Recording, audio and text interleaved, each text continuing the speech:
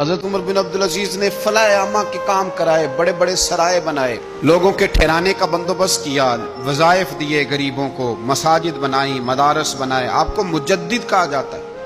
نئے سرے سے تجدید کی، علماء سے پیار کیا، صدقات و خیرات کا ایک ایسا ماحول دنیا کے اندر بنایا کہ لوگ کہتے ہیں کہ ہم زکوٰۃ دینے کے لیے بندہ تلاش کرتے تھے، پر جناب عمر بن عبدالعزیز کے زمانے میں کوئی زکوٰۃ لینے والا میسر نہیں آتا تھا۔ ایک شخص ملا تو لوگوں نے اس کو اتنی زکوٰۃ دی، اتنی زکوٰۃ دی، اتنی زکوٰۃ دی، لوگ خوشحال ہو گئے۔ اتنی زکوٰۃ دی کہ اگلے سال وہ خود زکوٰۃ دے رہا تھا۔ حضرت عمر بن عبدالعزیز نے ایسا ماحول بنا کے لوگوں کو دیا، اس طرح کی نوعیت آپ نے لوگوں کو دی کہ خوشحالی نظر آنے لگی۔ ذمیوں کے، غیر مسلموں کے حقوق کا بھی تحفظ فرمایا۔ 39 سال عمر پائی، صرف نمازیں بھی پڑھ گئے، صدقے بھی دے گئے، عبادتیں بھی کر گئے، 2.5 سال حکومت بھی کر گئے، اللہ رسول کو راضی بھی کر گئے۔ عمر پائی 39، پورے 40 نہیں، 39 سال عمر پائی، اتنا کچھ کر گئے۔ ہم تو بھی انتظار میں رہتے، ہم تو بھی انتظار میں۔ اٹھ فریدہ ستیا تے داڑھی آ گیا ہی پور۔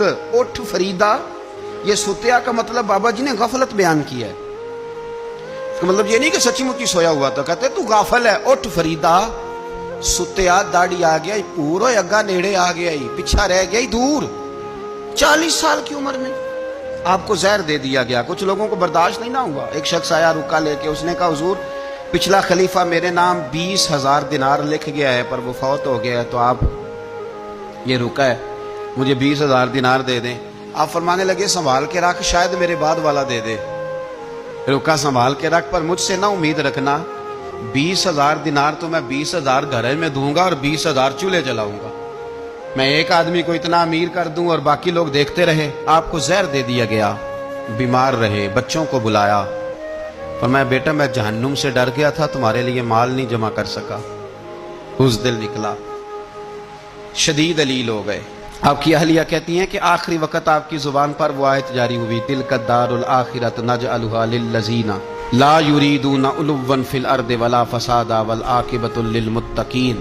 فرمایا یہ آخرت کا گھر ہے، ان لوگوں کو ملے گا جو نہ زمین میں تکبر کرتے ہیں نہ فساد چاہتے ہیں۔ یہ آیت پڑھی اور روح پرواز کر گئی۔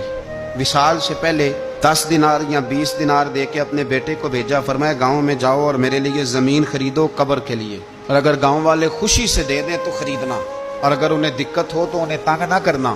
10 دینار کی زمین خریدنے کے لیے جب بیٹا جانے لگا تو اس نے کہا حضور کچھ لوگوں کی خواہش ہے کہ آپ کا جسد خاکی مدینے لے جایا جائے اور نبی پاک علیہ السلام کے پہلو میں آپ کو دفن کیا جائے۔ آپ فرمانے لگے پتر میں اس قابل نہیں ہوں کہ حضور کے ساتھ دفن کیا جائے، نہ میں اس قابل نہیں ہوں۔ اس طرح کرنا، میرے پاس حضور کے کچھ ناخن اور بال ہیں، جب میرا انتقال ہو جائے تو میری قبر میں رکھ دینا۔ اور پھر حضرت عمر بن عبدالعزیز نے فرمایا مجھے نہ سستا کفن دینا 2 دینار کا، اس سے زیادہ کفن نہ دینا، 2 دینار کا کفن۔ حضور آپ کا مال ہے کچھ پڑا ہوا تو اس میں سے اچھا کپڑا خریدا جا سکتا ہے۔ فرمایا نہ بھائی 2 دینار کا کفن خریدنا۔ حضور کیوں؟ فرمایا اس لیے کہ اگر میں نیک ہوا تو اللہ مجھے جنت کا لباس عطا فرما دے گا، اگر میں بد ہوا تو یہ بھی تو پھٹ ہی جائے گا، چیر دیا جائے گا، قبر توڑ دے گی پسلیاں، لہٰذا مجھے مہنگا کفن نہ دے۔